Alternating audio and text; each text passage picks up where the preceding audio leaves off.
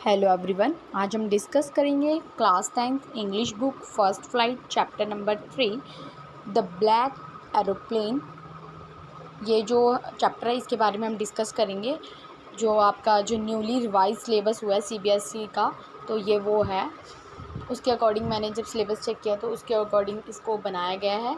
ठीक है, तो आप इस चैप्टर को ज़रा मेन पॉइंट से ही समझते हैं।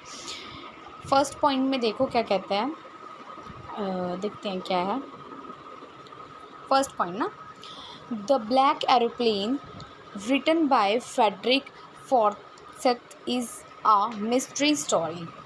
ये जो रिटन बाय किया हुआ है फ्रेडरिक फॉर्सेथ के द्वारा किया गया है। ठीक है, द ब्लैक एरोप्लेन इसके जो राइटर है वो ये हैं। फर्स्ट पॉइंट में तो हमें यही पता चलता है। और सेकंड में देखते हैं, this is a story about a pilot. One night he was flying his old Dakota aeroplane over France, he was going to England.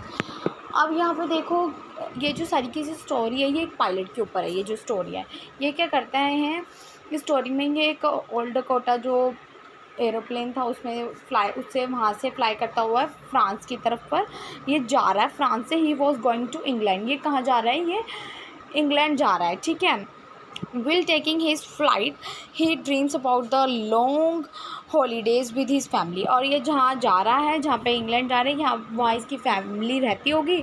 तो अब ये क्या कर रहा है, अब जैसे ये फ़्लाइट चला रहा है तो इसको मतलब ये हॉलीडेज़ मनाने जा रहा है वहाँ पर। तो इसको ड्रीम्स आ रहे हैं वैसे वैसे, है ना, कि मैं अपनी फैमिली के साथ ऐसे इंजॉय करूँगा या वैसे इंजॉय करूँगा। उसके बाद आता है, he also fantastic about the scrumptious breakfast he would have upon landing. और कहते हैं कि जब तक ब्रेकफास्ट, मतलब जब भी, अभी तो ये नाइट में है, मतलब रात को इसकी फ़्लाइट होगी जो वो उड़ रही थी तब, मतलब नीचे जो से सारी दुनिया सो रही है तो अपनी फ़्लाइट में ये जा रहा था। तब आसमान जो था बिल्कुल ही, मतलब क्लाउड वगैरह कुछ भी नहीं थे, बिल्कुल क्लीन था। तो तब की बात कर रहा है ये, तब ये उड़ा रहा था और आराम से क्या कर रहा था, सपने वगैरह ले रहा था कि मैं वहाँ पे जाऊँगा अपनी फैमिली के साथ ऐसे ऐसे एंजॉय करूँगा।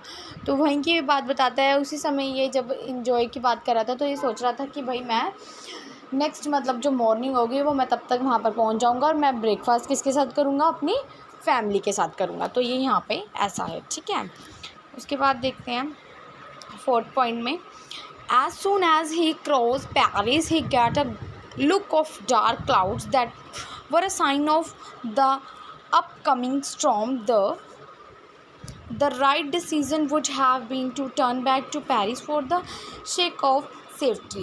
अब क्या होता है कि अचानक जैसे ये पेरिस को क्रॉस करता है तब क्या हो जाता है, अचानक से ही क्या होता है, काले बादल जो है वो छा जाते हैं। अभी तक तो आसमान बिल्कुल साफ़ था पर अब क्या हो गया, काले बादल छा गए। तो अब इसे ये लग रहा था कि भाई अब मैं आगे, अब ऐसे लग रहा है कि बहुत ज़्यादा तूफ़ान चलने वाला है। तो या तो ये वापस हो जाए, टर्न बैक हो जाए, या फिर अब ये क्या करे। तो इसको समझ में नहीं आ रहा था कि भाई क्या करे, या टर्न बैक होगा तो इससे ज़्यादा सेफ़ रहेगा। तो उसके बाद देखते हैं अब इसने क्या किया।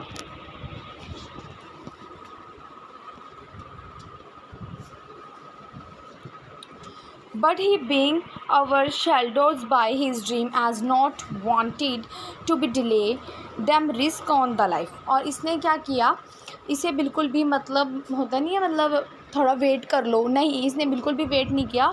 जो इसने सपने लिए थे उसके लिए बिल्कुल भी वेट नहीं करा था। रिस्क लिया इसने अपनी लाइफ का कि अब जो होगा देखे जाएगा। ये उस क्लाउड में, मतलब डार्क से क्लाउड के अंदर जो है वो चला गया। उसके बाद देखो, of his passengers and had stem into the storm everything get dark, he is unable to see all his directions instruments. अब क्या होता है कि वो ब्लैक उस क्लाउड के अंदर अब जब चला गया, वो इसके सामने आया, तो उसके अंदर जब चला गया या फिर उसके पास से निकल रहा था तो बिल्कुल सब कुछ अनेबल टू सी, कुछ भी दिखाई नहीं दे रहा था। और जो भी उसके डायरेक्शन इंस्ट्रूमेंट्स थे ना, स्टॉप्ड हो चुके थे, जैसे कंपास हो गया या फिर और भी काफ़ी चीज़ें होती हैं, वो सब जो था इसका क्या हो चुका था, सब कुछ लॉस्ट कंट्रोल हो चुका था, गुम गया, लॉस्ट हो गया, एकदम से बर्बादी हो गया वो, मतलब वो चलने ही बंद हो गए एकदम से। भाई इसको चलने बंद हो गए, एक तो इसको कुछ दिखाई नहीं दे रहा, अब ऊपर से ये देखे कैसे भाई रास्ता कैसे है, आगे कैसे जाऊँ। तो इसके इंस्ट्रूमेंट भी जो है वो ख़राब हो गए। अब 6 पॉइंट देखो, when all hope was lost he saw another plane whose pilots was more than willing to रिक्यूज दैम। अब क्या होता है कि अब पूरी तरह से इसने अपनी पूरी, मतलब होप होती है वो पूरी तरह से खो चुका था। अब इसे लगा था भाई अब कुछ भी नहीं हो सकता। The author was panic as there was very less amount of fuel left. और क्या होता है, एक जो मतलब इसने जब बिल्कुल होप खो दी थी, बीच में ऐसा होता है कि एक एरोप्लेन सा आता है, वो इसको मतलब डायरेक्शन बता रहा था। वो जैसे जैसे जा रहा था, ये क्या कर रहा था, उसको फॉलो अप कर रहा था कि जैसे जैसे ये जाएगा मैं भी वैसे वैसे चल जाता हूँ, शायद मेरी भी कहीं ना कहीं पर लैंडिंग हो जाएगी। तो इसको उसी पास जा रहा था, पर इसको ये था अब ये उसका पीछा कब तक करे। इसका जो फ्यूल था वो भी काफ़ी कम अमाउंट में रह गया था, यही कुछ 5-10 मिनट का चल सकता था जो उसका एयरप्लेन था। तो ये इसीलिए पैनिक सा होने लग गया था। उसके बाद देखो 8 point, the anonymous pilot guide them out of the storm and disappear as soon as they saw light.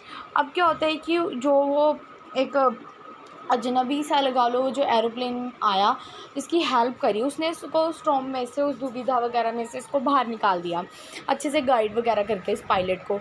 और अब इसको क्या हुआ था, जब उसमें से बाहर निकला तो इसने देखा कि अब सारी तरफ मतलब लाइट्स दिखाई देने लग गई है सिटी की, या फिर है ना, एकदम से लाइट दिखाने लग गई है। तो उसके बाद अब आता है upon landing when he asked the, और जब उसने देखा कि भाई अब लाइट वगैरह दिखने लग गया, अब उसको पता चल गया था, फिर उसने जो रिकॉर्ड करते हैं जो लोग पायलट्स लोग होते हैं, बोलते हैं कि भाई हाँ कि भाई हम यहाँ पर लैंडिंग करने जा रहे हैं, तो वो उसको बताते हैं भाई इतने पर लैंड करो। तो वो अब उनको बोलने लग गया ये कि भाई अब लैंडिंग, तो इसकी लैंडिंग हो चुकी थी।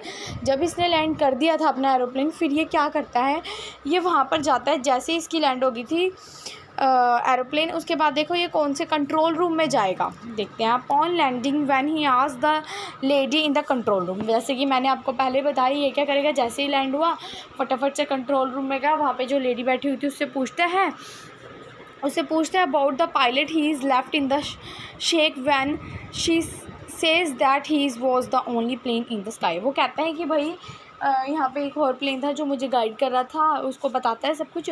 वो तो ऐसे कहती है, वो जो कंट्रोल रूम की जो लेडी थी वो कहती है कि नहीं, हमें आपके सिवा और भी कोई प्लेन नहीं दिखा, ना ही हमने उसकी कोई लैंडिंग करवाई है, तो हमें सिर्फ आप ही दिखे थे, पूरे आसमान में सिर्फ आपका ही एरोप्लेन था। ये बात सुन के वो बहुत ज़्यादा शॉक्ड हो जाता है, और उसके बाद वो सोचता है कि वो कौन था कौन नहीं, इसके बारे में ना तो अभी तक राइटर को पता है, ना ही इस चैप्टर में कुछ मेंशन किया गया। अब इसे ऐसा लगता होगा शायद से कि भाई ये शायद उसका वहम हो, है ना, ऐसा भी हो जाता है कई बार, हम सही डायरेक्शन में चल रहे थे, उन्हें लगता है वो कोई चीज़ चल रही है आगे, तो उसका पीछा करने इसने लग गया होगा और इसको सही डायरेक्शन मिल गई, तो इसे ऐसा लगा होगा कि इसका शायद वहम है। पर इस बात का कोई भी जिक्र नहीं किया गया इस चैप्टर में कि भाई उसको कहीं पर वो एरोप्लेन दिखा था या नहीं। अगर आपको ये चैप्टर समझ में आया हो तो फिर लाइक करें इस वीडियो को, शेयर भी करें और सब्सक्राइब भी करें।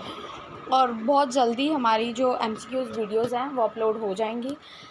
2 चैप्टर्स पहले से ही अपलोड हो चुके हैं, उसके MCQs भी डाल दिए गए हैं, आप उसको देख सकते हैं। इसके भी MCQs 1 या 2 दिन में अपलोड कर दिए जाएंगे।